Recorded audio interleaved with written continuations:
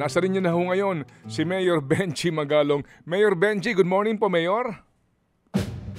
Good morning po, Sir Ted. Good morning, Chacha. Oo, sorry kami obligado lang umistorbo sa inyo, Mayor, kasi gusto ho namin kayong kunan ng reaksyon. Go, Cha, please. Yes po, Mayor Benji, ano po bang reaksyon nyo dito sa sinasabi ni dating Senator Antonio Trillanes na kayo daw po ay protektor at kaalyado ng mga Duterte?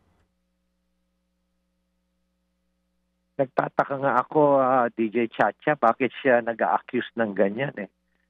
Alam mo, siguro mayroon lang siya siguro pinagdadaanan, kaya siguro intindihin na lang natin siya. So wala pong katotohanan iyon, Mayor? Alam mo kasi, DJ Chacha, no, at Sir Ted, di ba? I've investigated Mama Sapano. I've investigated yung pagkawala ng 900 plus na AK-47. Yung nangyari kay Albayalde, di ba? Nung Mama Sapano, I owe President Pinoy or President Noynoy so much na nakulong ako during the time of PGMA, na-delay yung aking mga promotions. In fact, muntik pa nga ako na-attrite, kasi sumobra na yung years ko sa pagiging colonel ko. And I was taken out of the PNP and brought to PIDEA. Kaya nakita mo yung pinagdaanan ko talaga. And then when President Noynoy take over, na-fast-track yung 1-star ko, 2-star ko. So I owe him so much. Pero when I started investigating the Mama Sapano incident, there was so much pressure para i-whitewash ka investigation. Ano bang ginawa ko? Diba? I performed the mandate to seek out the truth and to tell the truth. Yun ang ginawa ko. So ano ba yung pagdududahan pa nila sa akin? Ganon din yung AK-47 na 900 that ended in the hands of the NPA. 5 generals and 3 full colonels, mga upper class ko sa PMA, mga underclass ko sa PMA, na very close sa akin.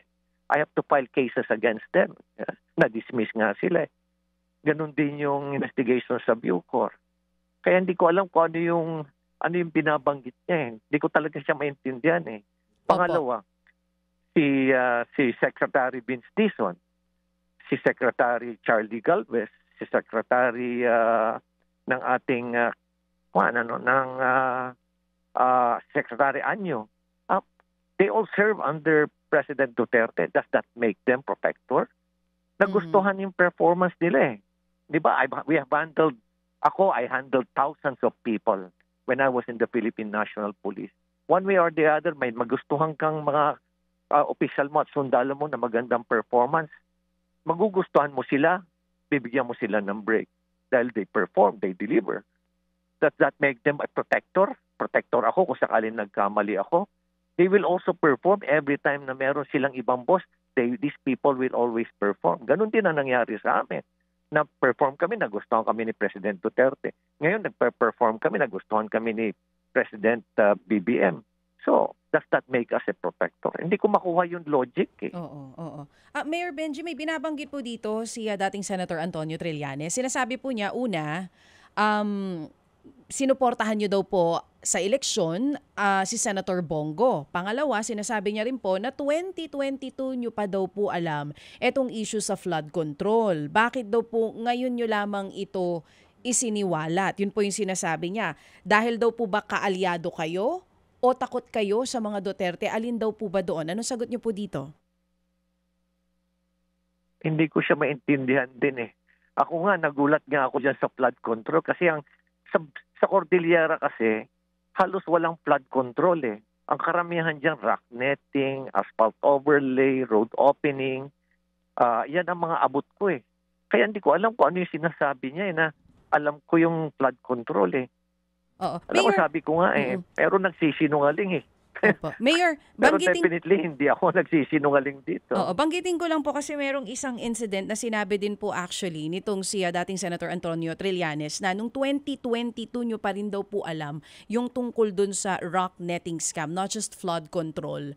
Doon po, anong tugon nyo? Tsaka yung sinasabi niya na sinuportahan nyo nga daw po si Bongo last election. Totoo din po ba yon? Oh, what does it have to do with the rock netting? Yes, I supported Senator Bongo kasi ang laki na naitulong nila sa amin during the pandemic. Hindi ba kung ikaw mayor, kung sino ng mga nakatulong sa'yo na every time na may nangangailangan ka, patas tumawag ka, ang bilis ng suporta, hindi kaya susuporta ka rin sa kanila? Lalo-lalo na if the people, the lives of your people are at stake, the health of your people are at stake, tapos bawat tawag mo lang in the same day, di-deliver ka agad. Ano na lang yung tatalikuran ko ba sila? Paski na meron silang, people are not perfect. In the same manner na kami rin naman, di naman kami perfect. Kaya hindi ko maintindihan talaga kung bakit ganun ang mga salita niya.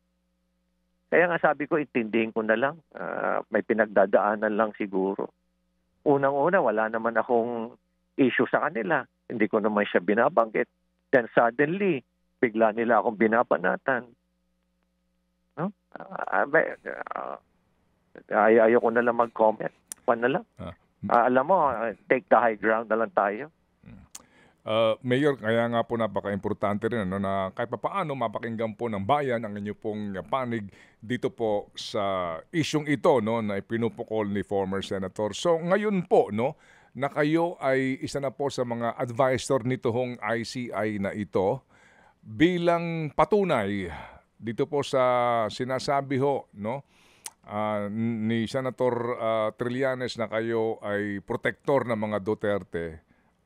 Na hindi totoo yun, ano ang aasahan namin? So usapin po ng pagsaliksik ngayon, pag-iimbestiga sa mga proyekto na may kaugnayan sa flood control at maging sa mga rock netting na yan at paggasta po sa pera ng DPWH sa mga walang kapararakan ng mga proyekto sa panahon ngayon hanggang sa nagdaang pong panahon. Mayor. Sir Ted, alam niyo naman siguro yung sa loobin ko. Kilala niyo po ako kung saan po ako, ano yung pinagdaanan ko since Philippine National Police. When I set my sights on something, I make sure that there will always be an end game. May closure ho yan. Tuloy-tuloy ho yung pakikipaglaban ko ho dyan. Kaya nga siguro nailagay ho na talaga ho akong special advisor para ho sa infrastruktura. Ibig sabihin, hindi lang ho limited sa flood control. Nandyan ho lahat yan. Nandyan ho yung CASIL, solar lights, rock netting, asphalt overlay, kung ano-ano pa ho dyan. Besides po, Sir Ted, DJ Chacha, advisor lang po ako. Hindi naman po ako commissioner. Alam nga naman gagalaw ako ng sarili ko na walang pahintulot ang komisyon. I have to take orders from the commission. At besides kung ayaw ng komisyon na marinig yung advice ko, ano magagawa ko? Hindi ho ba? Hindi naman po ako yung head ng commission. Advisor lang po ako. Kaya hindi ko rin maintindihan talaga eh. Opo. So sa ngayon po, Mayor, meron na ba sa inyo ugnayan kahit di pa ho? Kasi ngayon, just today, na-appoint na po yung chairman, si former Associate Justice, pangalan nito, itong kaka-appoint lamang, itong si... Sir Andreas po. Opo, Justice Andres Reyes Jr. Oo. Meron na ba sa inyong ugnayan sila Sec Babes? Paano ho kayo lang, kung kayong tatanungin, paano po ang magiging dito, pamamaraan para hindi maging sabog ang investigasyon at saka may direksyon? Well, anytime po magko-convene po yung commission, Sir Ted. So, hintayin na lang po natin. Kaya nga naman po we're preparing, I'm waiting, hinihintay ko na lang po at magpapatawag po kagad ang komisyon kasi we have to hit the ground running. Yun daw po ang marching orders. We have to hit the ground running. Okay, sige po. And then dito po, inyo ho bang nakausap na mismo si Presidente tungkol sa bagay na ito? Itong pagiging ninyo, advisor po ng komisyon? Hindi pa po. Hindi pa po. Although si Justice Andy po, nag-text na po siya sa akin. Looking forward to working with us, with the entire team. Yun po yung text po niya sa amin. Okay, sige. So dito po kasi ngayon, para mas klaro na kaagad, ngayon pa lang, ang masasakop nito, hindi lang itong libo-libong flood control projects, kundi ito pong mga gastusin ng DPWH sa mga proyekto na maaari pong hindi naman kailangan pero gumasta ang bayan ng pagkalaki-laki. Yes, sir. Basta, sir, related po sa any infrastructure project, covered po yan. Hindi lang po flood control. Okay, sige po. Mayor, sorry po, may nagtatanong po mga taga-media rito. They are just curious po para daw makumpleto ho ang kanila din pong storya sa kanila pong isusulat. Yung pong tulong daw ni Senator Bongo sa Baguio during the pandemic, ano bang tulong po daw iyon? Well, alam nyo, marami ho, yung mga gamot, yung mga vaccines, yung mga ayuda na ipamigay ho nila. Although alam naman ho natin na pera ng bayan ho yan, ano? Pero yung pagpapastrack ho niya, na tuwing tatawag ho kami kagad, sasabihan ho niya si President Duterte, magbibigay kagad ng instruction na si President Duterte. Ay yung sa medical, namin, sa medical assistant, patindi po yun itulong ho nila sa akin. Kaya talaga naman ho, tanaw lang ng utang na loob. Kumbaga po, regardless of political color, pag pinag-uusapan na po ang pangangailangan ng constituency, wala na hong pinag-uusapan ditong parti-partido, kumbaga, Mayor, ano po? Oo. Ay, oo naman ho. At kung sakasakali sa investigasyon ngayon ng nitong infrastructure anomalies, nasasangkot sila. Sabi ko nga ho sa inyo, siyempre ho, when we do our investigation, we have to seek out the truth.